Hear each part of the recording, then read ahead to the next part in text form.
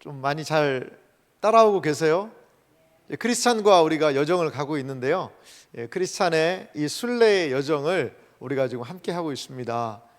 크리스찬의 순례의 여정을 통해서 하나님은 분명히 우리에게 하시고 싶은 이야기가 있다고 저는 생각이 들어요. 그런 확신이 있고요.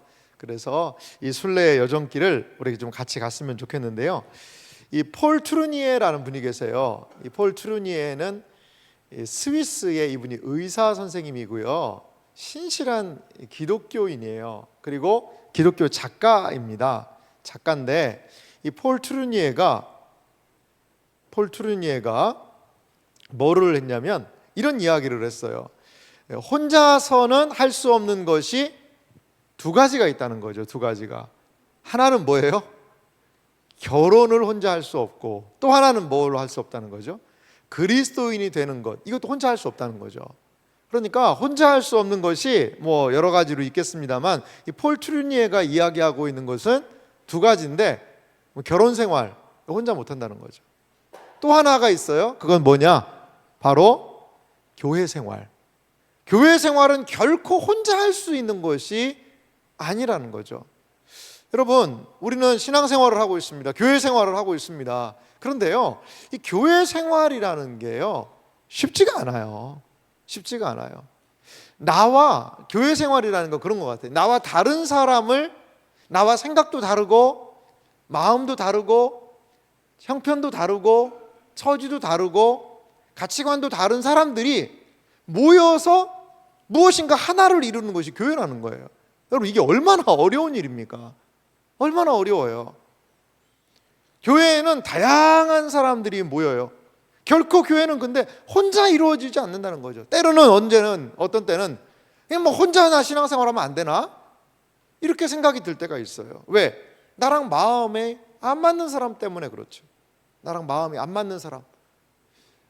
아이들이 뭐 학교 생활하는 거 이렇게 보니까요, 학교에서 뭐 그런 경험이 있으신지는 모르겠습니다만, 뭐 남자 고등학교는 그게 조금 덜하긴 한데 이 여자 고등학교의 이야기를 제가 듣고 좀 많이 놀라긴 했어요.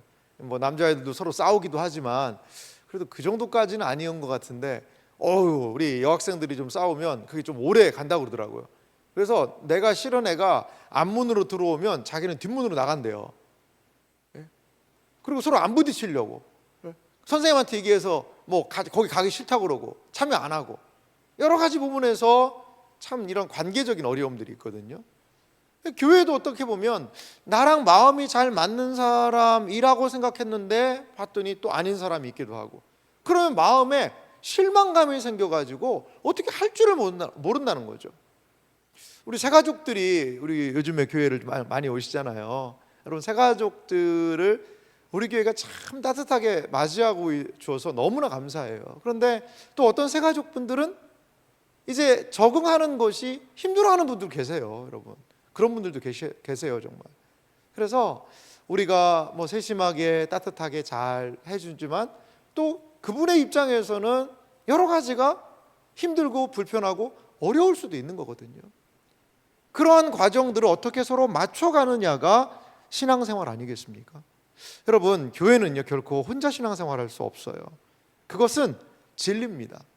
그런데 나랑 성향도 맞고 나랑 마음도 맞고 뜻도 맞고 여러 가지에서 나랑 딱 맞는 사람만 어떻게 교회에 모아서 신앙생활하면 얼마나 좋을까? 과연 좋을까요, 여러분? 과연 그렇게 하면 좋을까요? 거기에도 문제는 있어요, 여러분. 거기에는 하나님께서 우리 교회에 한 분 한 분을 불러주신 것은요, 그 나름대로의 이유가 있어요. 목적이 있어요. 뜻이 있어요. 우리는 그걸 다 이해 못할 때도 있지만 하나님께서 한 영혼을 한 교회 공동체로 부르신 의미는 하나님 안에 있다는 것을 우리가 좀 인정하고 기억하는 것이 필요하다는 거죠. 자, 철로역정 지도로 한번 가보겠습니다. 우리 철로역정 지도로 한번 좀 들어가 볼까요? 우리가 참 많이 왔습니다. 멸망의 도시 장망성이라고 그러죠. 거기에서 크리스찬이 출발을 했죠. 낙담의 늪을 빠졌었지만 지나서 이제 세속현자의 미혹에 빠져가지고요, 율법 선생 만나러 가려다가 엄청 고생을 많이 했습니다. 그래서 다시 좁은 문에 가서 선의를 만났고요. 선의가 해석자의 집으로 가라 라고 소개를 해줘서요, 해석자의 집에 가서 이 순례의 여정에 필요한 7가지 진리에 대해서 깨우치게 됩니다. 그리고 드디어 언덕 위의 십자가 안에서 그 무거운 죄의 짐이 벗어지고 그 죄의 짐은 무덤 속으로 들어가는 그런 놀라운 경험을 하게 됩니다. 이제 새 옷을 입고 순례의 여정을 가고 있는데 만난 사람들이 있었죠. 우매라고 얘기했지만 단순과 나태와 그리고 교만, 이런 사람들이 자고 있는 모습을 발견하고, 그리고 또 우리가 살펴보진 않았지만 허식과 위선이라는 막 담을 넘어서 온 이상한 사람들을 만나기도 합니다. 그리고 곤고의 산을 넘어서 정말 힘들고 어렵게 올라와서 오늘 가게 되는 곳이 어디냐? 제가 빨갛게 동그라미를 그어놨는데요, 저곳입니다. 바로 아름다운 집이라는 거예요. 오늘 저는 아름다운 집이라고 하기에는 좀 규모가 있기 때문에 저택이라는 말을 했어요. 어떤 사람들은 여기를 아름다운 궁전이라고 표현하는 사람도 있습니다. 근데 큰 저택, 아름다운 집에 이 크리스찬이 가게 되었다는 거죠. 과연 이 아름다운 집을 통하여서 존 버녀는 우리에게 무엇을 말하고 싶었는지 오늘 이야기를 함께 살펴보기 원합니다. 이 아름다운 집을요, 들어가려고 하니까요, 그 초입에 뭐가 있었냐? 2마리의 사자가 있는 거예요. 2마리의 사자가. 그래서 길을 통과를 해야 되는데 사자가 막 으르렁거리고 있는 거죠. 그래서 사실 이 아름다운 집 쪽으로 먼저 왔던 2사람이 있었어요. 그런데 이 2사람이 막 도망을 치는 겁니다. 한 사람은 겁장이고요, 한 사람은 불신이라는 사람이었어요. 이 사람들도 아름다운 저택 근처까지 왔다가 막 사자가 으르렁거린 거를 보고서는요, 막 주랭랑을 치는 겁니다. 크리스천들이 이 사자들이 너무나 무서웠어요. 그래서 도망을 가려고 하는데 그때 한 음성이 들려옵니다. 어떤 음성이냐면 바로 이 아름다운 집의 문지기, 그 사람의 이름이 뭐냐면요, 워치풀, 주의 깊은 이라는 사람이에요. 그 사람이 이런 얘기를 하는 거예요. 사자를 두려워하지 말아요. 사슬로 단단히 묶어놨으니까요. 믿음을 시험해서 확신이 없는 부류를 가려내려고 저기다 메어뒀을 뿐 길 한복판에서 벗어나지만 않으면 털끝 하나 건드리지 못한단 말이요. 그러니까 사자가 있는데요, 이 사자가요 쇠사슬로 묶여 있다는 거죠.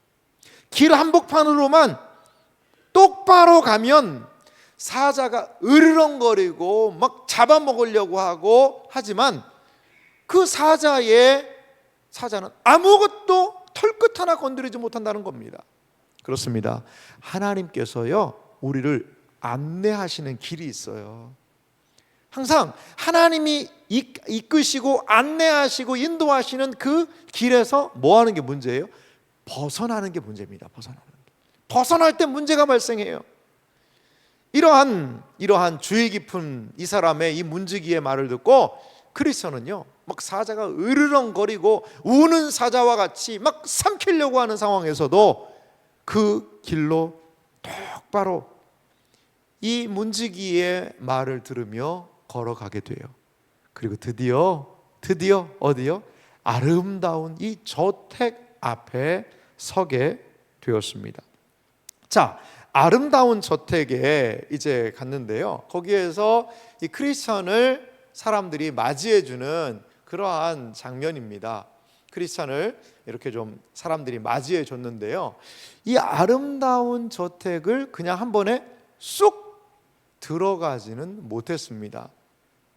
아름다운 저택까지 들어가기 위한 과정을 제가 몇 가지를 한번 정리했는데요, 한번 좀 내용을 좀 보실래요? 크리스천은요 문지기의 안내로 저택 앞에까지 가요.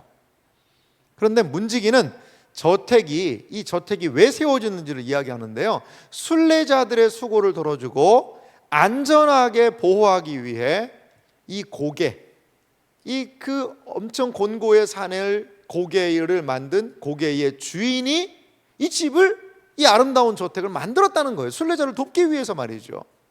자, 그리고 저택의 문을 두드리니까요, 한 여인이 나오는 거예요. 그때 당시에 이 크리스찬이 이 곤고의 산을 오르다가 이 성경 두루마리를 그냥 잃어버려 가지고 막 찾고 왔다 갔다 난리를 했습니다. 그 시간이 많이 돼 가지고요, 거의 밤중이 된 거예요. 밤중이. 그런데 문을 두드리니까요, 저택 안에서 신중이라는 여인이 그 문을 열고 나오는 거예요. 나와서요, 크리스찬에게 질문을 합니다. 여러 가지를 물어봐요. 이 저택에 들어오려면 이 질문에 통과를 해야 된다는 거죠. 그냥 저택에 들어올 수 없다라는 거예요. 그래서 크리스찬에게 여러 질문을 합니다. 그래서 크리스찬은 결국에 그 질문에 통과하게 되었어요. 합격한 겁니다. 저택 안에서는 또 다른 여인들이 있었어요. 분별, 경건, 자선, 이런 여인들이 나와서 크리스찬과 이야기를 나눕니다. 여러분, 이 아름다운 저택이 의미하는 건 뭘까요? 그것은 순례자를 위한 이 땅의 아름다운 교회를 상징한다는 거죠. 그러면 좀 의문이 생기죠. 아니, 목사님, 교회를 들어갈 때 무슨 질문을 하고 이렇게 합니까? 뭘 물어보고 합니까? 지금은 그렇지 않죠.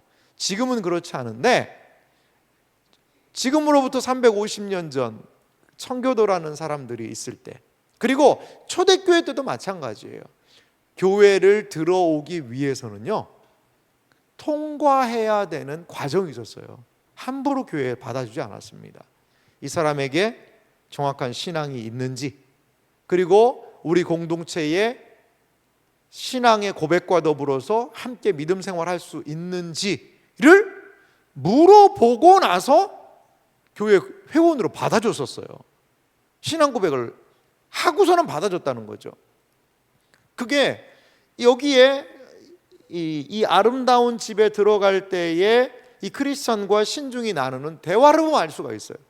주로 뭘 물어보냐면요, 신앙 고백을 물어봐요. 간증을 물어보는 거죠.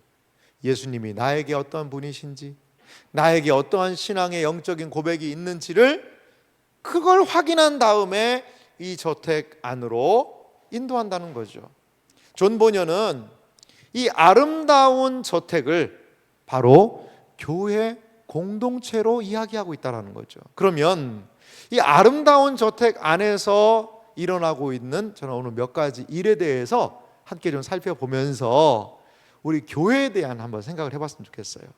교회는 과연 어떤 곳일까를 함께 좀 생각하는 이 저녁이 되기를 간절히 소망합니다. 이 아름다운 저택에서 이들이 했던 건 무엇이냐면요, 먼저 교제를 해요. 식사에 교제를 하고요, 그리고 대화들을 나누는 장면들이 많이 나와요. 특별히 분별, 경건, 자선, 그리고 이 신중이라는 이 여인들과 지속적으로 대화를 나누고, 또 식사 시간이 되면 음식을 나누면서 서로 믿음 안에서의 이야기들을 하는 것을 볼 수가 있습니다. 자, 제가 정리한 내용을 좀 보면은요, 아름다운 저택에서 크리스천은 신중, 분별, 경건, 자선과 믿음에 대한 이야기를 나눠요. 그리고 거기에 가장 핵심적인 건 뭐냐면요, 물어봐요. 이 자매들이 물어봐요. 어떻게 해서 이곳에까지 오게 되었습니까? 왜 무엇 때문에 장차 멸망할 거기 그 도시에서 빠져나왔습니까? 이런 이야기를 물어봐요. 그래서 이들이 묻는 이야기를 하나하나 다 자세하게 이야기를 하면서 크리스천도요, 자기가 지금까지 왔던 그 시간들을 되돌아보는 거죠. 여러분, 간증이 뭘까요? 간증이 뭐죠? 간증이라는 것은 하나님이 내 인생 안에 하신 일들이에요. 예전에 옛 성도들은요, 처음에 모르는 그리스도인을 만나면 가장 먼저 무엇을 했느냐? 신앙 간증부터 했다고 그래요. 저는요, 이렇게 예수님 만난 사람이에요. 저는요, 이러한 환경에 있었는데요, 이렇게 예수님을 만나서 지금 이렇게 여기까지 신앙생활하고 있어요. 이게 그리스도인들의 교제의 가장 기초적인 부분이었다는 거죠. 제가 철로역정의 내용 중에 이 신중이 이렇게 물어보는 부분이 있어요. 이 순례 여정을 오면서 악한 욕구들도 생각나기도 하고, 또 악한 욕구, 욕망, 그런 생각들이 막 나오는데 그런 것들을 어떻게 제압을 하셨어요? 이거를 이 신중이라는 여인이 물어봅니다. 그러자 크리스천이요, 악한 욕망이 올라오고 욕구가 생각나고 할 때에 어떻게 그 모든 욕구들을 이겨내며 여기까지 믿음을 가지고 왔는지를 이렇게 이야기를 해요. 십자가 아래에서 경험한 일들을 생각했습니다. 십자가 아래에서 과연 내가 어떤 일이 일어났는지를, 내 안에 욕망들이 올라올 때마다 십자가를 바라볼 때 나의 무거운 죄짐이 벗어졌고, 십자가의 주님이 나의 죄를 용서해 주셨고 나를 새로운 존재로 만들어 주셨던 그 십자가의 사건을 기억하며 그 눈물 흘렸던 그 자리를 생각하면서 나의 악한 욕구들을 이겨냈습니다. 또 하나, 아름답게 수놓은 새 옷을 볼 때, 주님께서 나에게 입혀주신 이 옷, 십자가 아래에서 새 옷을 입게 된 이 옷을 볼 때마다 나는 악한 욕구와 생각들을 제압할 수 있었습니다. 그리고 또 하나, 내 외투 안에 있는 이 두루마리, 이 책을 읽을 때마다 악한 생각과 욕망들을 이겨낼 수 있었고, 마지막으로 내가 가는 목적지를, 내가 돌아가야 되는 그 본향의 집을 마음에 그려볼 때도 악한 욕구와 생각들을 제압할 수 있었습니다 라고 그 자매들과 간증을 서로 나누었다는 거죠. 사랑하는 성도 여러분, 교회는 어떤 곳일까요? 교회는요, 이렇게 진실한 성도의 나눔이 있는 곳이에요. 주님이 내 안에서 역사한 이야기, 그리고 들었던 말씀이 내 안에서 어떻게 이해되고 어떻게 확신되었는지에 대한 이야기, 내가 믿음의 삶을 살려고 어떻게 분투하고 있는 이야기, 때로 넘어지고 자빠지고 실패하지만 내가 붙드는 십자가, 주님, 말씀, 그것이 나를 어떻게 얼마나 인내하게 하고 참아내게 하고 그리고 주님께로 나아가게 하는지, 이것에 대해서 교회는 나눔과 교제를 해야 된다는 거예요. 여러분, 우리 모일 때마다 그냥 모여서 맛있는 거 먹고 웃고 재밌고 즐겁고 그것도 좋아요. 좋은데 거기에 너무 세상적인 이야기들로 우리의 교제를 꽉 채우진 마세요. 여러분, 세상 이야기, 또 세상 이야기 하다 보면 무슨 이야기로 갈까요? 뭐 자랑도 하고요. 또 있는 거 자랑하기도 하고요. 돈 자랑하기도 하고요. 아파트 값이 올랐네 떨어졌네 이런 얘기 하고요. 자녀 자랑하고요. 내 자녀가 어떻게 됐네 뭐 됐네. 그러다 보면은요, 그 안에는 성도의 깊은 영적인 유익보다는 속으로는, 겉으로는 얘기 안 하겠지만, 아이고 참 잘났다 정말, 그래, 아이고 잘나셨네요, 이렇게 서로에 대한 마음을 닫을 수밖에 없을 수도 있어요. 우리의 사랑방은 어떤 곳이어야 할까요? 오늘 크리스찬이 아름다운 저택 안에서 신중과 분별과 경건과 자선과 함께 믿음의 공동체로서 나누는 이야기처럼, 하나님의 말씀이 나에게 이해된 이야기, 그리고 그 말씀을 따라 살아간 이야기, 그리고 살지 못한 애통함과 기도의 제목, 이것이 우리 공동체 안에서 나누어질 때 교회는 어떤 공동체로요? 진실한 교제의 나눔의 공동체가 될 수 있다는 사실을 여러분 믿으시기 바랍니다. 이것이요, 힘을 주는 거예요. 이것이 힘을 주는 거예요. 우리 사랑방, 우리 공동체가 그러한 곳이 됐으면 좋겠어요. 또한 이 아름다운 저택에서 한 일이 있는데, 그것은 무엇이냐면요, 하나님의 말씀을 듣게 된다는 거죠. 크리스찬이 이 아름다운 저택에서 이제 뭐 하룻밤만 묵은 게 아니고요, 한 며칠 밤을 묵어요. 며칠을 지냅니다. 그러면서 크리스찬이요, 아름다운 저택에 가봤더니 뭐가 있냐면 서재가 있었어요. 서재에는 이 존 오웬의 철로역정의 표현입니다. 고개의 주인이 이 저택을 지었고요. 이 고개의 주인 누구겠어요? 예수님이에요. 예수님. 이 예수님의 내력을 닮은 족보가 거기 있는 거죠. 족보. 그래서 이분이 영원하신 하나님이라는 그 족보가 거기에 있었어요. 그래서 족보를 확인합니다. 그리고 그분이 일으키신 갖가지 사역과 불러서 일꾼으로 삼으셨던 백성들에 관한 수많은 이야기, 믿음을 따라 살았던 수많은 이야기들이 거기에 있는 거예요.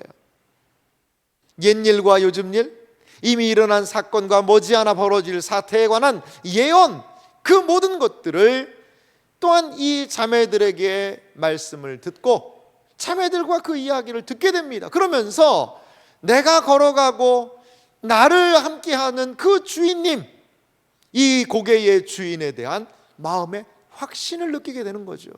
자, 아름다운 이 대저택이 보여주는 것은 무엇일까요? 그것은 바로 그리스도께서 행한 일을 알려주는 말씀의 공동체라는 것이죠. 사랑하는 성도 여러분, 크리스찬은요, 이 대저택에서요 안식과 쉼을 누리는 거죠. 무엇으로? 성도의 깊은 교제를 통해. 무엇으로 크리스찬은 힘을 얻습니까? 말씀에 대한 확신, 그리스도께서 행하신 일들을 알려주고 그 일들을 깨닫고 그 일들을 믿고 그것을 통하여서 이 크리스찬은 확신을 경험하게 된다는 거죠.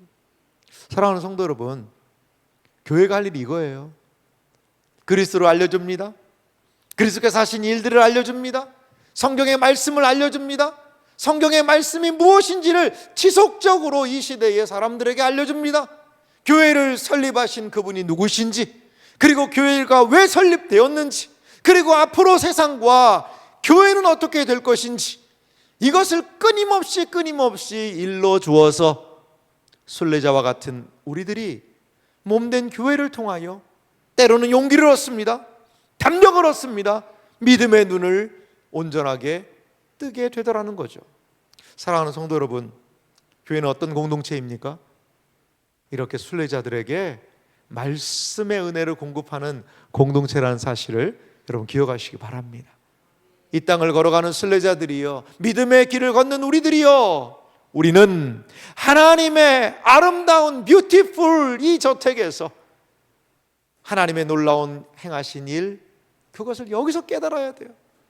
여러분, 교회에 대한 기대가 어떤 기대를 가지고 계세요, 여러분? 요즘에 참 우리 시대는 저는 교회들이 글쎄요, 제가 뭐 용기가 많이 없어서 모르겠지만 어떤 교회들은 막 그 현 이슈들에 대해서 성도들을 막 여러 가지 이야기도 많이 하고 막 용감하게 그런 분들 계시더라고요. 저는 이제 용감하지를 못해서 뭐 그런 거 잘 못하겠어요. 근데 저는 그런 생각은 좀 들어요. 교회가 이 정치적인 이슈에 휘말리기 시작하면, 그러면 교회가요, 사실 정치라는 거는 부모 자식 간도 갈라놓는 게 정치잖아요. 여러 가지. 그런데 그거를 어떤 교회에서 일치된 걸로 가려고 하다 보면 좀 문제가 생기지 않을까, 이런 생각이 들어요.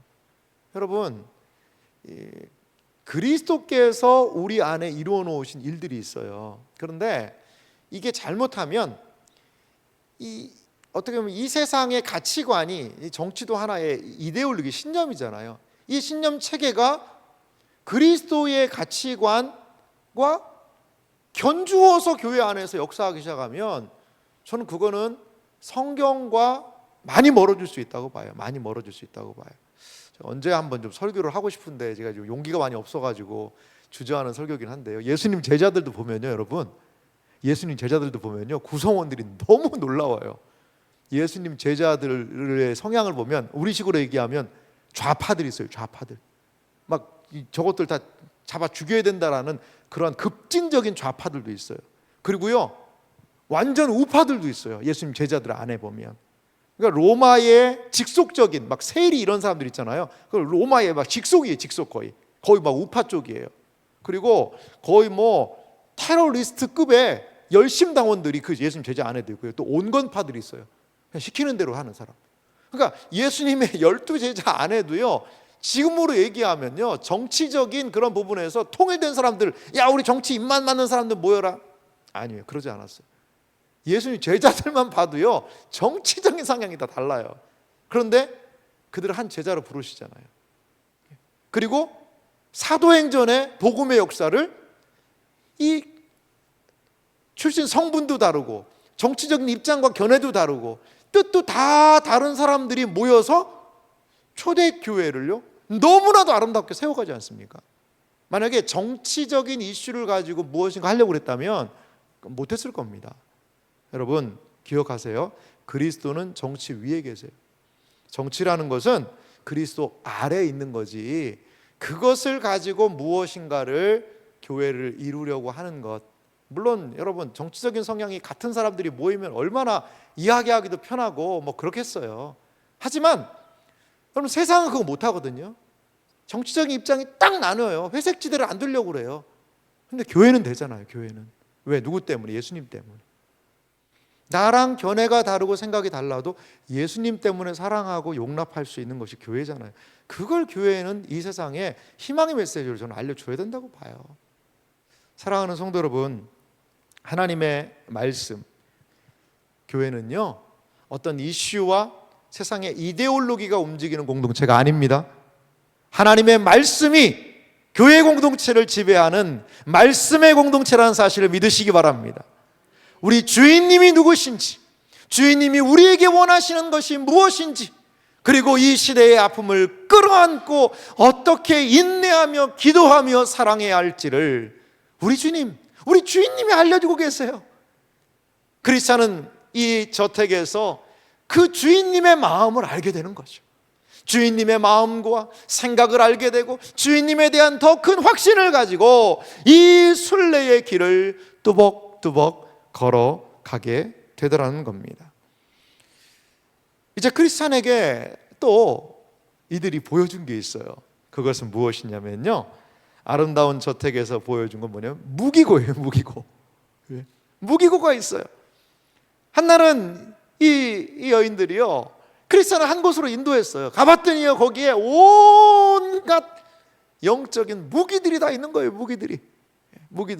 그래서 이 순례의 여정을 걸어가는 누구라도 지급할 수 있을 정도로 엄청난 양의 전신갑주와 무기가요 즐비하는 것이죠. 즐비하는 거예요. 그리고 철로 역정의 이야기를 읽어보면요 거기에 믿음의 조상들이 사용했던 그 도구들이 전시가 되어 있어요. 도구들이 맞으면 다윗의 물맷돌, 그게 거기 전시가 되어 있고요. 모세의 지팡이, 그게 전시가 되어 있고요. 기드온의 뿔 나팔과 횃불 그리고 항아리, 그게 전시가 되어 있고요.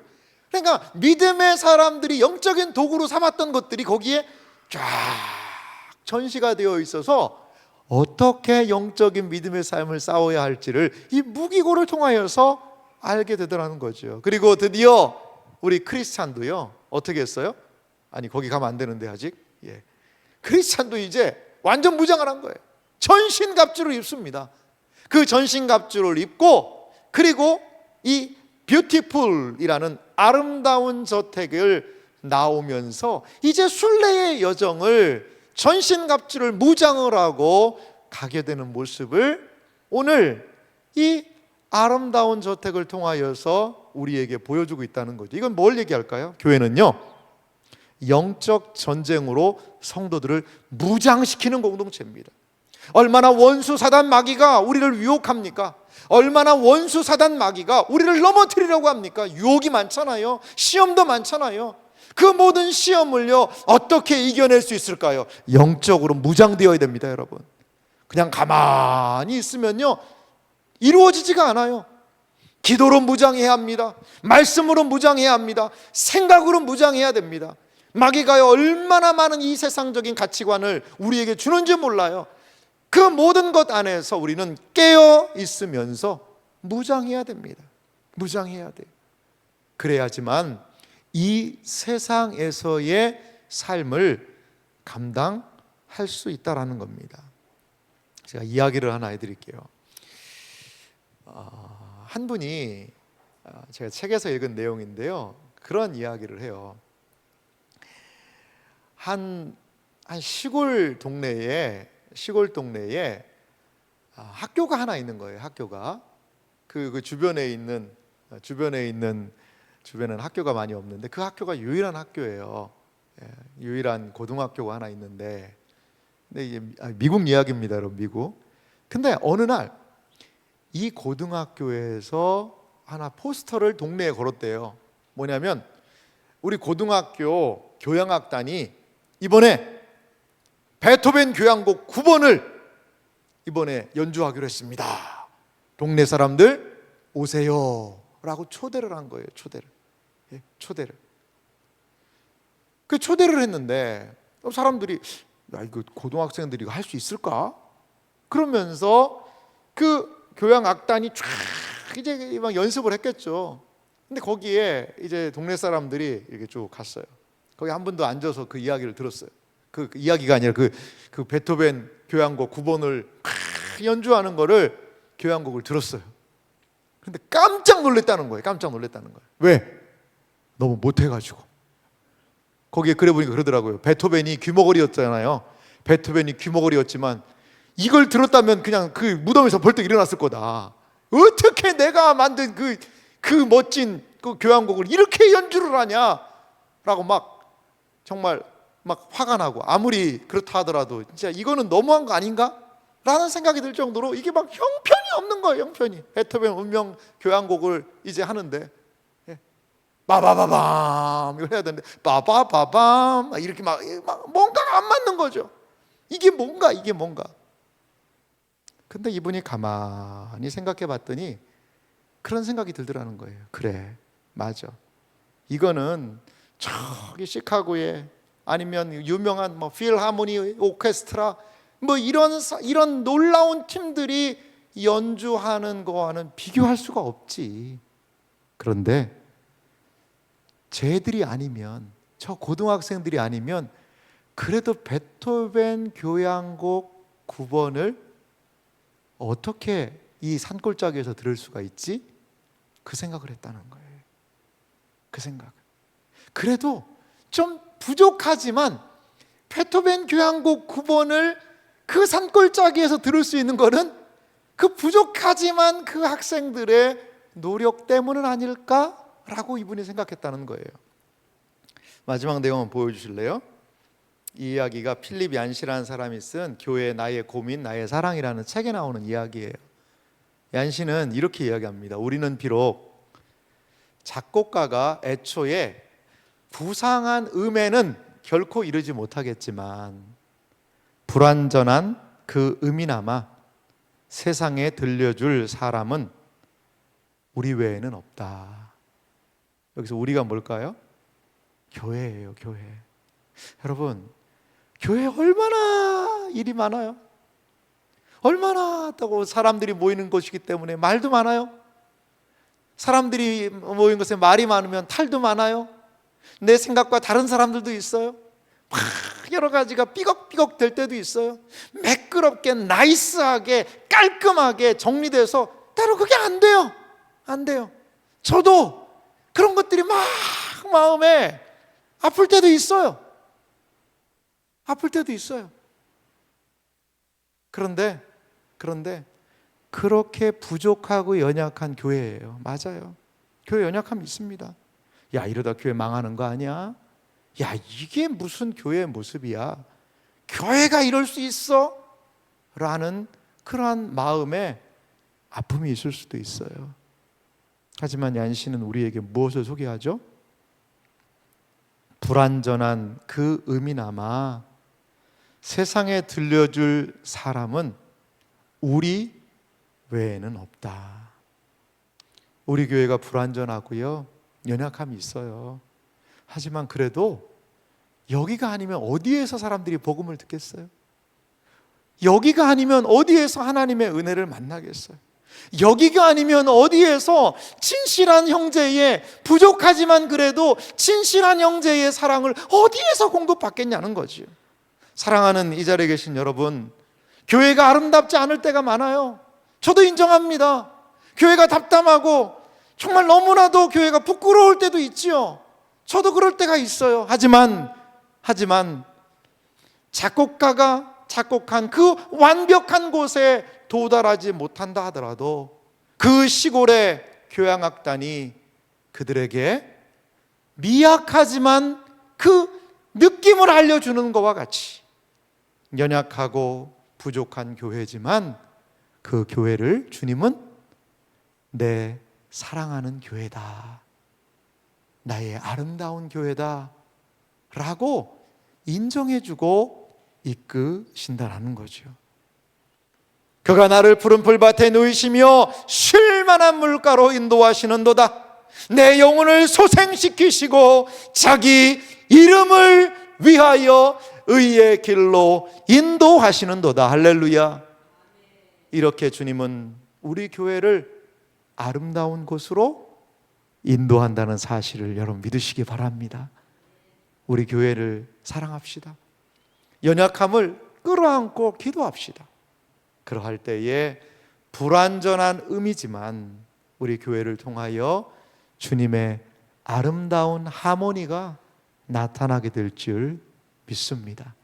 이렇게 주의 몸된 교회를 가슴에 품고 기도하고 복음의 아름다운 하모니를, 아름다운 소리를 더 온전하게 나타낼 수 있는 그런 복된 우리 성도님들, 복된, 제가 볼 때 한 분 한 분이요, 이 비유로 의하면 악기 같아요.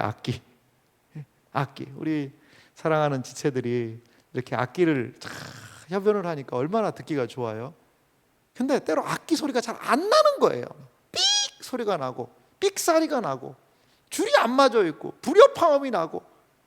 그러면요 좀 개인 악기도 잘 닦고 조이고 기름칠하지. 이건 기계죠, 기계.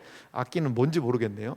악기도 계속해서 더 아름다운 소리를 내가야죠. 그래서 하모니를 맞춰가야죠. 하모니를 같이 개인적인 부분에서도 공동체적인 부분에서도 아름다운 조화와 하모니가 이루어질 수 있는 그런 교회가 되면 좋겠어요. 그래서 서로를 돌아보고 인정하고 주님이 교회를 향해 주신 그 길로 온전히 걸어나가는, 믿음의 길로 걸어가는 복된 우리 교회, 우리 모두가 되시기를 주님의 이름으로 축원합니다.